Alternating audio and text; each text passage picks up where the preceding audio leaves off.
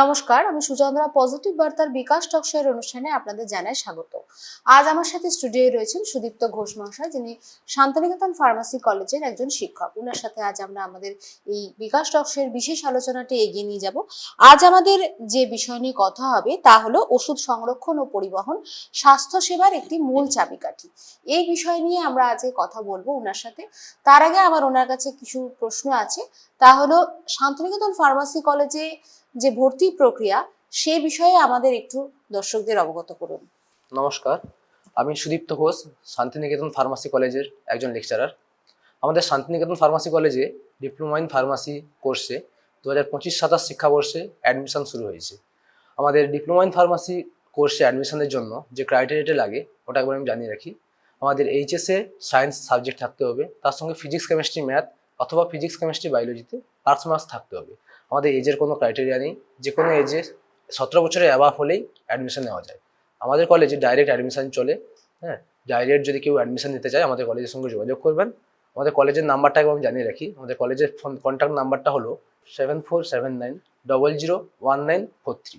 আবার একবার জানিয়ে রাখি, 7479001943। আপনারা শুনলেন, শান্তিনিকেতন ফার্মাসি কলেজে ডি ফার্মাসি কোর্সটি পড়ানো হয় এবং তার ক্রাইটেরিয়া আমাদের সুদীপ্ত বাবু জানালেন।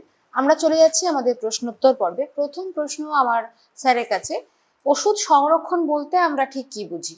হ্যাঁ ম্যাডাম, যে কোশ্চেনটা করলেন ওষুধ সংরক্ষণ সম্বন্ধে, ওষুধ সংরক্ষণ বলতে আমরা বোঝাই যেটা ওষুধটাকে এমন একটা পরিবেশে রাখতে হবে যেখানে ওষুধটা যাতে গুণগত মান ঠিকঠাক থাকে, ওষুধটা যাতে ড্যামেজ না হয় বা ওষুধটা যাতে পার্শ্ব প্রতিক্রিয়া না হয়।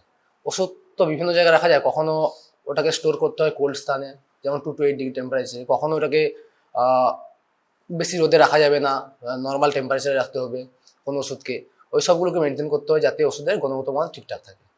আমার পরবর্তী প্রশ্ন এটাই ছিল যে কিছু কিছু ওষুধকে ফ্রিজে স্টোর করতে হয়, আর কিছু কিছু ওষুধকে সাধারণ তাপমাত্রায় রাখা যায়।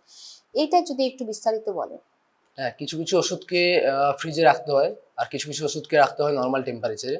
কিছু কিছু ওষুধ বলতে যেমন ইনসুলিন ইঞ্জেকশন যেটা আছে, বা কিছু অ্যান্টিবায়োটিক আছে যেমন অ্যামক্সিসিলিন, বা কিছু অ্যান্টিবায়োটিক আছে যেগুলোকে ফ্রিজে রাখতে হয় যেমন 2 to 8 ডিগ্রি সেন্টিগ্রেড তাপমাত্রায়। এছাড়াও আমাদের কিছু ভ্যাকসিন আছে, ওগুলোকে ফ্রিজে রাখতে হয়। ওগুলো ফ্রিজে না রাখলে কি হবে, ওটা যখন নর্মাল টেম্পারেচারে রাখা হবে তখন ওটা পার্শ্ব প্রতিক্রিয়া দেখাবে, ওটা এক টাইপের বিষের মতো কাজ করবে শরীরে। আর কিছু মেডিসিন আছে যেমন ট্যাবলেট, সিরাপ, এগুলোকে কি হয় নর্মাল টেম্পারেচারে রাখতে হয়, ওটাকে ফ্রিজিং করার দরকার হয় না।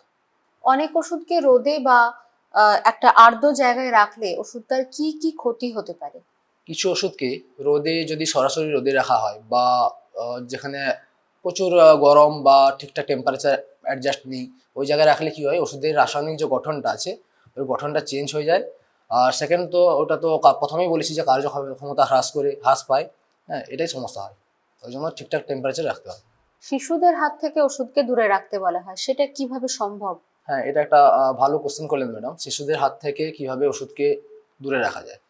মেনলি যদি শিশুরা দেখে যে ওষুধ খাচ্ছি আমরা, ওদের সামনে যদি আমরা ওষুধ খাই তাহলে তো একটা বিশাল বড় প্রবলেম, কারণ তারা জানবে যে এটা আমাদের খাওয়ার জিনিস, তখন ওরা ইনটেক করবে ওষুধটা।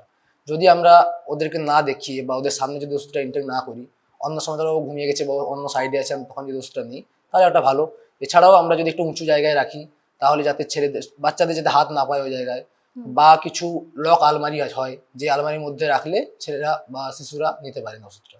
আচ্ছা, অর্থাৎ বাচ্চাদের হাত থেকে ওষুধ নিরাপদ রাখার জন্য বলছেন যে ওটা দূরবর্তী স্থানে রাখতে, যেখানে বাচ্চাটার হাত পৌঁছাবে না। একদমই তাই। আমার পরবর্তী একটি প্রশ্ন আছে আপনার কাছে, সেটা হচ্ছে যে মেয়াদ উত্তীর্ণ ওষুধ এক্সপায়ার করে গেছে, সেটাকে কি করে ফেলা বা নষ্ট করা হয়? যেটা মেয়াদ উত্তীর্ণ ওষুধ, ওই ওষুধগুলো তো মেনলি খেলে তো এটাকে বলে আমরা এক্সপায়ারি মেডিসিন। ওই মেডিসিনটাকে খেলে কিন্তু আমাদের শরীরে পার্শ্ব প্রতিক্রিয়া বা বিষক্রিয়া হয়। এবার ওই ওষুধকে না খাওয়াই ভালো। ওটাকে আমরা কি করব, ড্রেনে বা কোথাও না ফেলে ওটা কাছাকাছি যদি স্বাস্থ্যকেন্দ্র বা কোনো ফার্মাসি থাকে ওখানে রিটার্ন করে দেওয়া তো একদম মানে পারফেক্ট জিনিস, ওটা রিটার্ন করে দেওয়া উচিত। সেকেন্ড হচ্ছে ওই ওষুধটা প্যাকেট থেকে খুলে কোনো কাগজে মুড়ে ওটাকে একটা ডাস্টবিনে, নির্দিষ্ট ডাস্টবিনে ফেলে দেওয়া উচিত। এইভাবে মোটামুটি ভালো হচ্ছে সব থেকে ফার্মাসি কাছাকাছি বা স্বাস্থ্যকেন্দ্রে ওটাকে রিটার্ন করে দেওয়া। ওষুধ পরিবহনের সময় কোন কোন জিনিস বা নিয়ম মাথা মেনে রেখে রাখা উচিত? হ্যাঁ, ওষুধ পরিবহনের সময় মেনলি যে নিয়মগুলো মানা উচিত ওটা হচ্ছে ওর সঠিক প্যাকেজিং আছে নাকি। মেডিসিনটা যদি সঠিক প্যাকেজিং না থাকে তাহলে যখন দূর জায়গায় যাওয়া হবে মেডিসিনটাকে নিয়ে, তখন প্যাকেজিং যদি না থাকে তাহলে যদি কাঁচের শিশি হয় তাহলে ধাক্কা লেগে ভেঙে যেতে পারে, বা যদি রাস্তা খারাপ হয় তাহলে প্যাকেট থেকে মেডিসিন বেরিয়ে গেলো বা প্যাকেট কোনো ছিঁড়ে গেলো। কিন্তু প্যাকেজিংটা মাস্ট দরকার, প্যাকেজিংটা যদি ঠিকঠাক হয় তাহলে মোটামুটি পরিবহন করানো যাবে। ইনজেকশন বা ভ্যাকসিন পরিবহনের সময় কি কি সাবধানতা নিতে হতে পারে? হ্যাঁ, মেনলি যে সাবধানতা নিতে হবে ওটা হচ্ছে ইনজেকশনটা মেনলি থাকে আমাদের 2 to 8 ডিগ্রি সেন্টিগ্রেডে বা ফ্রিজে। ওটাকে মেনলি কোল্ড চেনটাকে মেন নিতে হবে, প্লাস ফ্রিজিং সিস্টেমটাকে নিয়ে যেতে হবে। বা আইস ব্যাগ যদি না হয়, আইস ব্যাগে ডাইরেক্ট বরফের সঙ্গে না কন্ট্যাক্ট করানোই ভালো, আইস ব্যাগ নিতে হবে, আইস ব্যাগের সঙ্গে নিতে যেতে হবে। এই প্রশ্নের সঙ্গে একটি রিলেটেড প্রশ্ন আসছে, দূরবর্তী এলাকায় বা গ্রামীণ এলাকায় ওষুধ পৌঁছানোর ক্ষেত্রে কি কি সমস্যা দেখা দিতে পারে? গ্রামীণ এলাকায় যে সমস্যাটা হবে, গ্রামীণ এলাকাটা যদি শহর থেকে দূরে হয় তাহলে একটা মেন সমস্যা হচ্ছে ট্রান্সপোর্টের সমস্যা। সেকেন্ড হচ্ছে যদি বললাম তো, যদি রাস্তাঘাট খারাপ হয় তাহলে ওষুধ পৌঁছাতে বা ওষুধ ভেঙে যাওয়ার চান্স বেশি থাকে।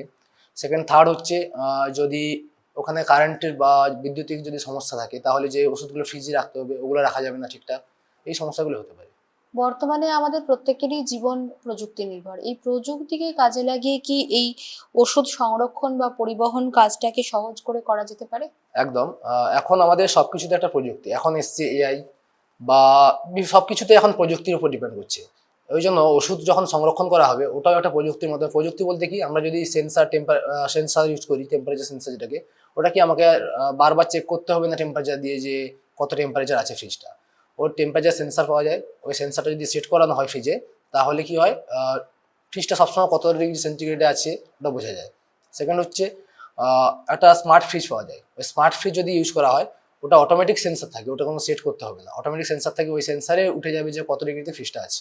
একটা আমার শেষ প্রশ্ন আপনার কাছে, সাধারণ মানুষ কিভাবে এই ওষুধ সংরক্ষণ পদ্ধতিটাকে মেনে চলতে পারে?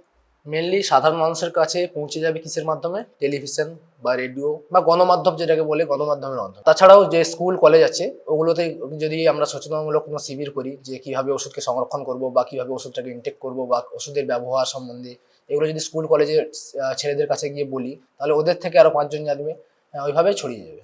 আপনারা শুনলেন, আজকে আমাদের বিষয় ছিল ওষুধ সংরক্ষণ ও পরিবহন। আমরা সঙ্গে পেয়েছিলাম সুদীপ্ত ঘোষ মহাশয়কে, শান্তিনিকেতন ফার্মেসি কলেজের পক্ষ থেকে। সকলে এই পদ্ধতি অনুযায়ী যদি ওষুধ সংরক্ষণ করেন এবং সেটাকে ইনটেক করেন তাহলে কিন্তু ওষুধ সংক্রান্ত যে বিপদের সম্মুখীন হন অনেকে, সেখান থেকে কিন্তু অনেকখানি সরে আসতে পারবেন। এবং বাচ্চাদের হাত থেকে ওষুধকে দূরে রাখুন, নিরাপদ স্থানে রাখুন ওষুধ, এবং দেখবেন ওষুধের স্ট্রিপের মধ্যে লেখা থাকে কিভাবে ওষুধটাকে স্টোর করতে হবে, সেই পদ্ধতি মেনে চলুন। কারণ ওষুধের কিছু ইনটেক করার মানে ভুল পদ্ধতি যদি অবলম্বন করা হয় সেক্ষেত্রে তার কেমিক্যাল কম্পাউন্ড যেটা ছিল সেটা কিন্তু নষ্ট হয়ে যায়, তাই কার্যকারিতা নষ্ট হয়ে যায়। সেবন করার পরেও কিন্তু সঠিক যেটা আপনার ফল পাওয়া দরকার বা অনেক ক্ষেত্রে বিষক্রিয়া হয়, যেটা স্যার জানালেন, সেখান থেকে আপনারা মুক্তি পাবেন। সকলে ভালো থাকবেন, সুস্থ থাকবেন, পজিটিভিটির সঙ্গে থাকবেন। সুদীপ্ত বাবুকে জানাই পজিটিভ বার্তার পক্ষ থেকে পজিটিভ শুভেচ্ছা। Think positive, be positive, positive বার্তা। নমস্কার।